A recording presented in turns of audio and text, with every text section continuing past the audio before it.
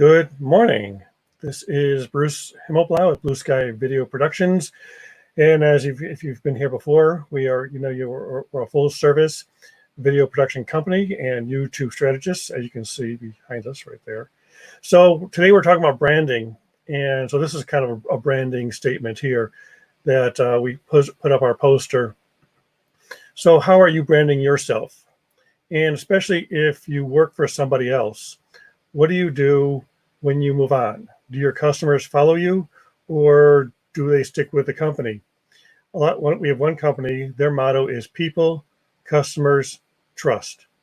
And so they put their people first, and that's what makes up their company. And so they do a lot to keep their companies happy, and they create a culture where the people are first. And so today we're talking with Sonia Figueroa. She is a real estate agent, but also she has gone from place to place. No, actually, we'll let her talk about that as well. And she's has her customers follow her. So welcome to Sonia. There you go. Hello, everyone. Hello.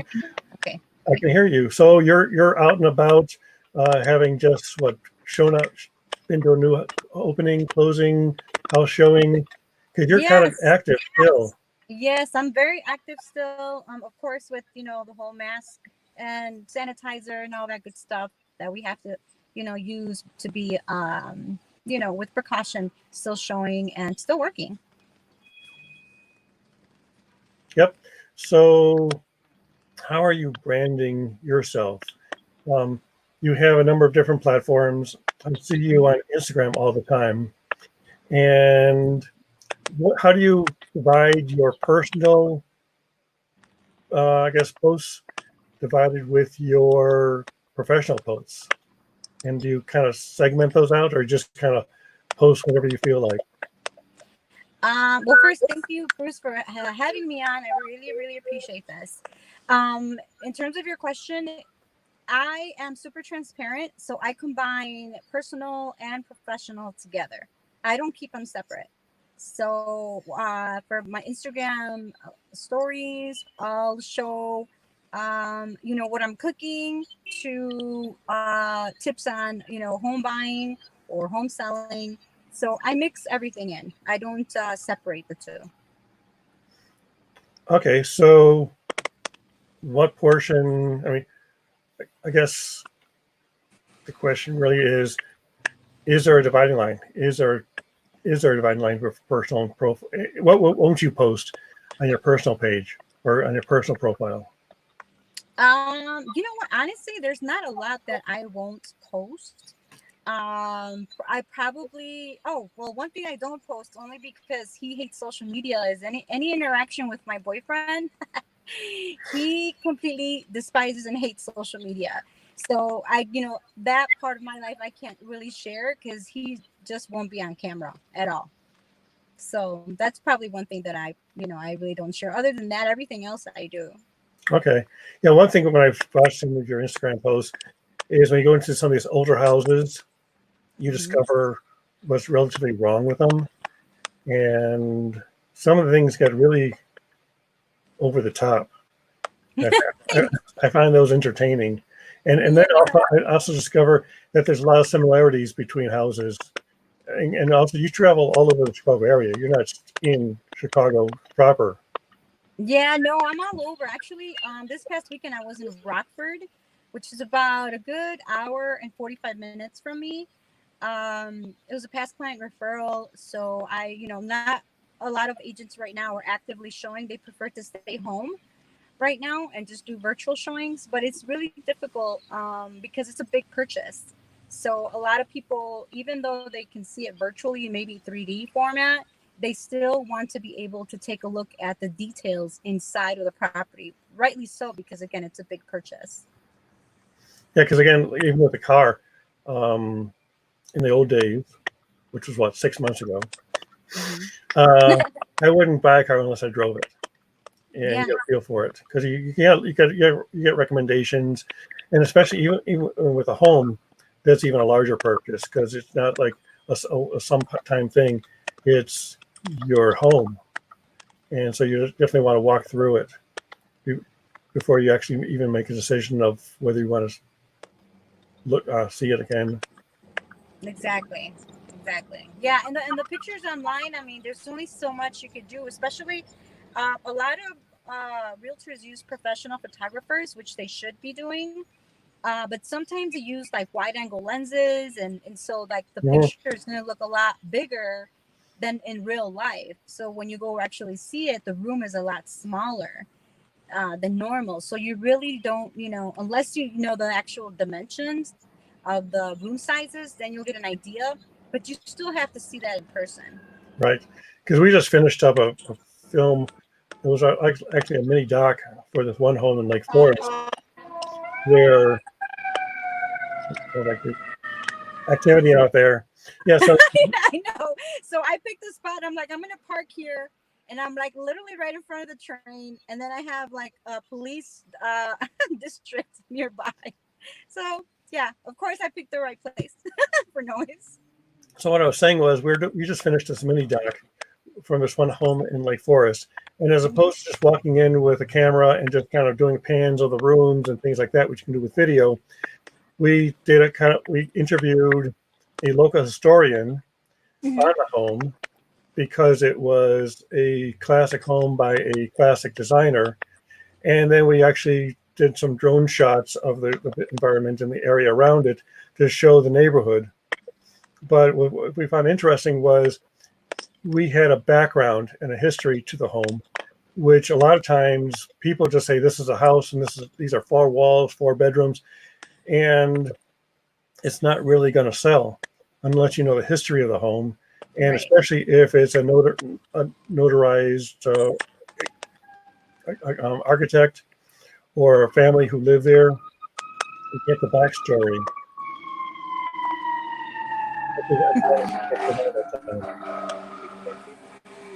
So sorry.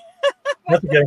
So, so branding is kind of more about what your customers think of you, rather than what you tell your customers. So, where do you have reviews? Do you post reviews? Do you have testimonials? How do you kind of share what people think of you? Well, I do have reviews. I have a Google business page. I think I'm close to almost 100 reviews on there. I also have a Yelp page. There's also reviews on there. And then I have testimonials, video testimonials on my website. And then I have some on YouTube as well. They're on there too. If I look up Sonia Figueroa, yeah, if you just Google my name, I rank my own name on there on Google, so it should pop up right away, Sonia Figueroa Realtor. And you'll see the reviews on there. Let me pull that up. Mm-hmm.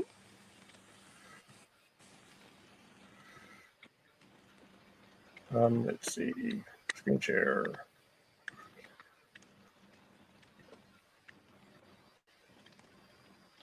And so here is, and I like that little icon, that little animated character you have there. Yeah, that's what I use for my for sale signs. Okay, this girl. So guys, I type in Sonia Figueroa Realtor. You're number 1, 2, 3, 4, 5, and you got some videos 6, 7.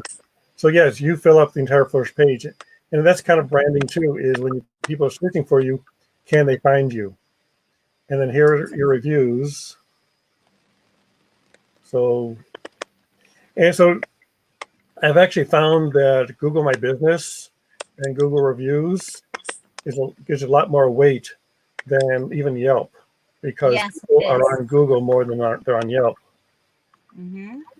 Yeah, the first thing people do is go to Google. I think Yelp is has more of a tendency for like restaurants reviews on there versus let me try to find an agent on Yelp. You're gonna go first to Google for that. Yep, and the fact that it shows up. This little piece on the side here, over here on the side, this shows up prominently. And actually, I found that some people will just click on this or call me through this, little Google My Business display without ever even going to my website. Yeah, it's so important. Also, what I've noticed is the people that have reached me from Google, they actually look on the map. So they'll look on the map to see, the proximity, and then they'll call me from there. Like they're almost doing like a map search from the maps, Google Maps. Okay. So I found that pretty interesting too, that people are on the map looking. And you're all over the place. So how do you show up? Because you're primarily, are you on the north side of Chicago? Yeah, so my office, that picture right there is in Jefferson Park, which is north side of Chicago. Okay. So that's like a brick and mortar place, an office, brick and mortar office. And then, but I do go all over the city of Chicago and suburbs. So I'm not just There you are. there, but I do have a presence there in case a client wants to meet me at the office. They feel more comfortable in an office setting versus, going to like a Starbucks or something like that, especially right now. Everything's closed. Yeah. So again, talking about eXp Realty, this isn't your first agency you're with. So you moved from agency to agency. We don't have to mention the past agencies, but because you've branded yourself, have you found that your customers follow you? Yes. So I've been in the business for 15 years. So I worked with a small independent brokerage when I first started. And then I opened up my own brokerage, had a couple of realtors under me, and then the crash happened. So I had to close down. And then I switched over to Century 21. I left Century 21. Then I went to Conlin Real Estate, which is no longer, which is now Compass Real Estate now. And then now I'm with EXP. So, yeah, I've been from place to place, and for personal branding, personally for me, is people look for me and they look for my name. So that's more of like a personal branding thing versus, oh, let me search for Century 21, or oh, let me search for Compass Real Estate, or whatever the name of the company is. So when people get to know you by name, they feel like they trust you a little bit more versus just going to a company, or going through a company. So all of my social media profiles have my name, Sonia Figueroa. Even my YouTube name has live and work in Chicago with Sonia Figueroa. So it's really important on a personal branding standpoint to include your name, because people want to deal with people, with another person. It's not about the company, but it's about you. Right. So I just pulled up your YouTube channel or your Facebook channel, and you've got video on there, and it says Sonia Figueroa, Chicago Spanish speaking realtor. So those are actually searchable terms and keywords. Right. So people who may not actually know who you are yet may search for Spanish speaking realtor. Exactly. Yes. Yeah, and that comes up a lot. I have a lot of my clients do speak Spanish, and they are not able to find somebody Spanish speaking. So by using those names, I've been able to come up on Google, and so people find me that way pretty quickly. Excellent.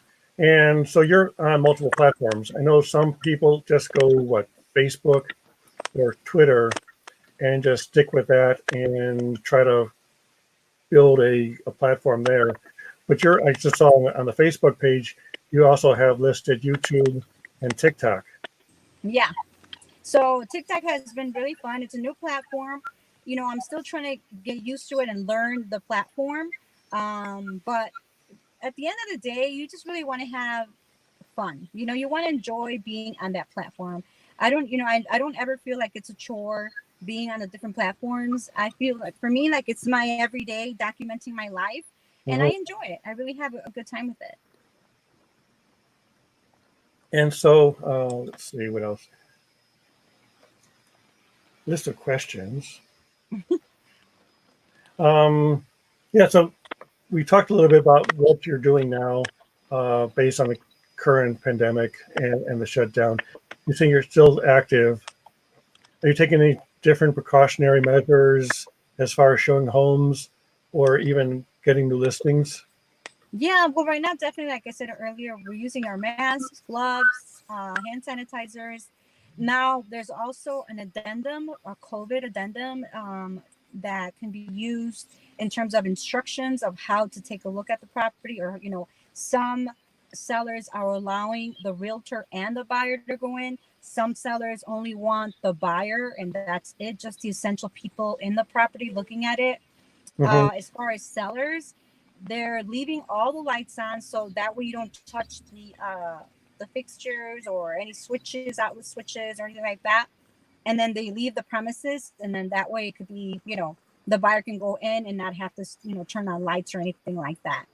A lot of times too, they'll have masks provided and booties for the shoes. So there's a lot of different precautionary items that we're you know doing in order to be safe.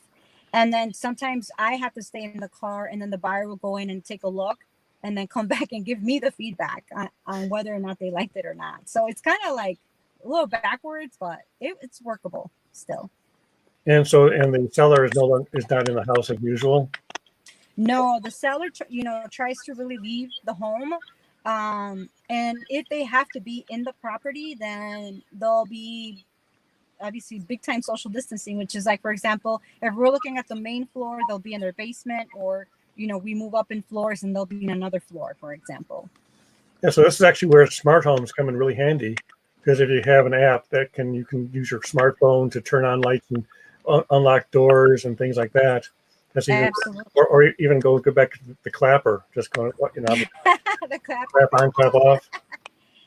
Yeah, that's a good one. Oldie but goodie. Yeah, that would come in handy right now for sure. Yeah, because when we have the Christmas tree set up, we have the little clicker that turns it on and off. But then Yeah. you didn't have to touch things, and again, and wipe them down after you're all done. Mm-hmm. Yeah. So I mean, it's still, everything is still doable with necessary precautions, but business is still happening. There's still closings happening.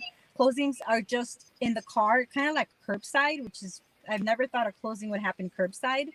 And that's kind of like basically your attorney is doing a FaceTime with you while you're signing the documents in the car. Okay.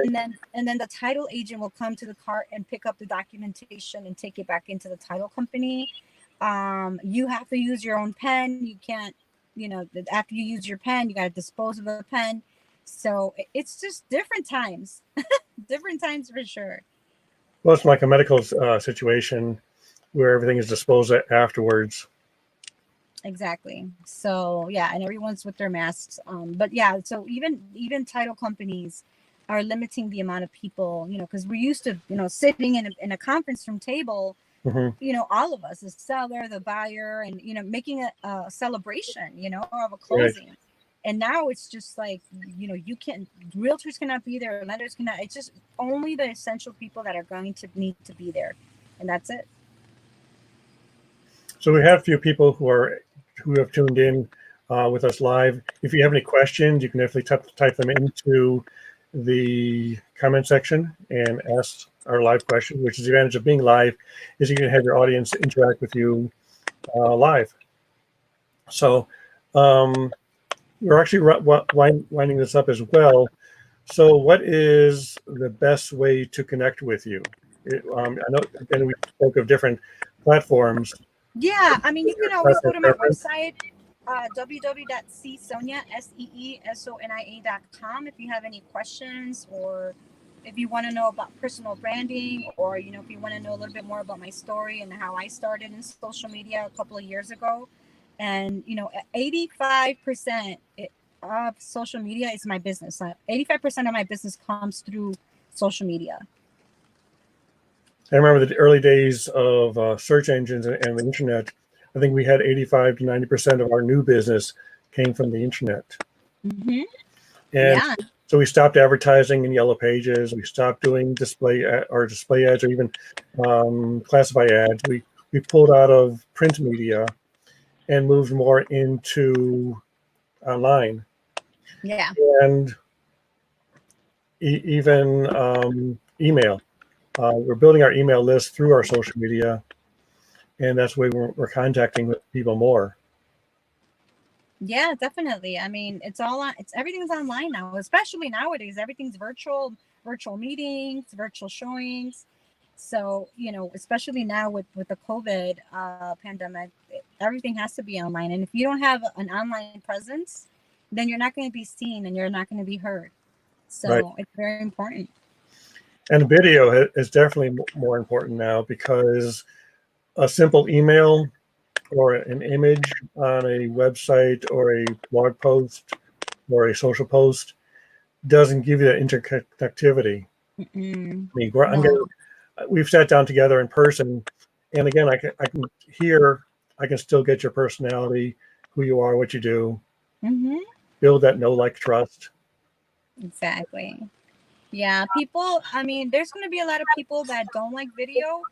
Um, but it's honestly, it's really essential for you to do video because, like you said, people get to know you and how you interact. Everyone's different. There are in Illinois, we have over 40,000 realtors here in Illinois. So how do you stand out? In order for you to stand out, people need to see, what you do on a daily basis, or just get to know you. And so video is really important to do that, because through an image or through text, it's very hard to get to know the person. Yes, definitely. And again, I always recommend video, being in the video business. So, anybody who's listening or watching this today is go out and do video, practice on YouTube, practice on Facebook. If you don't like it, delete it. Or there are actually settings within Facebook. If you try a Facebook Live, you can set it to private and watch it over and over again, see how you can improve. And again, as I said, if you don't like it, you just delete it. The Mm-hmm. first 10 times you do it, you're not going to be good. So you figure you have to at least a dozen times before you get good at this. Yes, practice, practice, practice. Yep. Yeah, definitely. Or even practice with your colleague, You could do that as well. Like, pretend that you're talking to a colleague when you're talking, because it's kind of hard, You're talking to yourself on a camera, Right. and it's very hard to get used to that. And so I always pretended like I was talking to my best friend, and just kept going and just talking. Like, if I was really talking to her, like she was standing in front of me. And that helped me out a lot, especially in the beginning where you have zero followers, you don't have anything going on in the beginning. And so you need some sort of, boost of confidence, right? And so I Right. would just pretend that I was talking to, my best friend. Yeah, again, I know some people who actually cut out a figure or create a figure and put it next to the camera. And so you see somebody or Mm-hmm. something looking back at you by the camera. And again, yeah, looking down here, I'm looking at you on camera, but you're actually up here.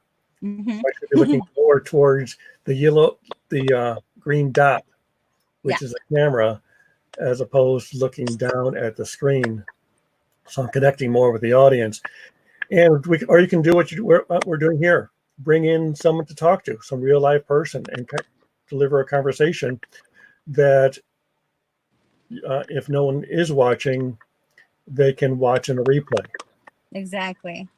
Yeah, and the power is really in the replay, because not everybody is live at the moment. They can't see what they don't have, they're not there at the moment. But on the replay is where you get a lot more juice, because and people can watch it over and over. Yep. So that's important. And the key, I think, as far as branding goes, the key is not to be selling during your broadcast or your streams. It's Mm-hmm. more providing information that they can use, or maybe entertainment, because people like entertainment, they like information, and there are different reasons why they'll tune in, but they're not going to tune in for a commercial. Oh no, not at all. Yeah, and people see right through that. I mean, I see if you're trying to sell me on something right away. If you lead with value, and like you're saying, educate and entertain, then you're good. You're golden. And then just be yourself. You don't have to pretend to be somebody else, because people can read right through that as well. And Yep. just be consistent. Just be on there. Don't give up because you did one video. Just don't give up. Keep going. And that's the thing. The key is consistency. One and done is not going to get you No. any sort of following. It's like, why would I subscribe to a newspaper that only came out once? So Exactly. in order to get somebody to follow you or to subscribe to your channel or to like your page, you need to be consistent. You're doing this program weekly. Exactly. On some platforms, I've heard numbers like posting to Twitter, 8 times a day, and Instagram 4 times a day, and Facebook.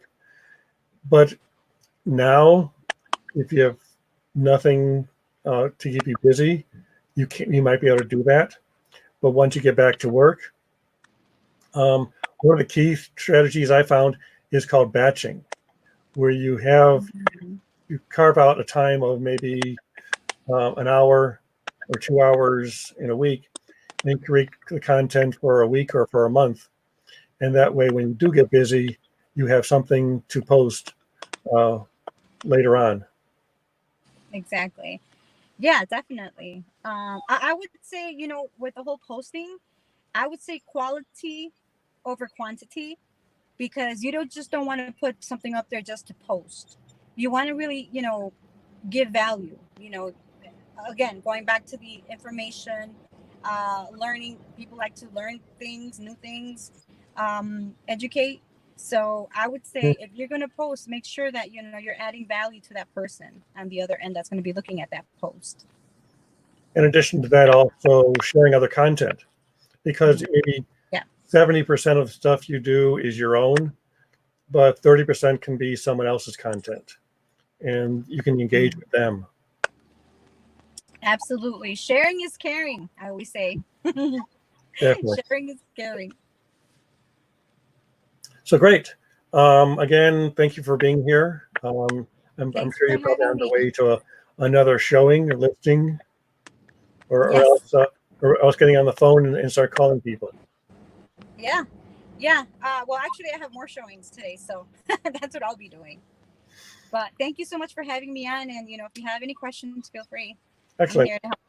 Great. And again, Sonia Figueroa RE is the best way to search for you, or just Sonia Figueroa Realtor? Yeah. Yep. That's it. Excellent. Thank you very much. Thank you, Bruce. Have a Talk great to you day. later. Bye-bye. Bye.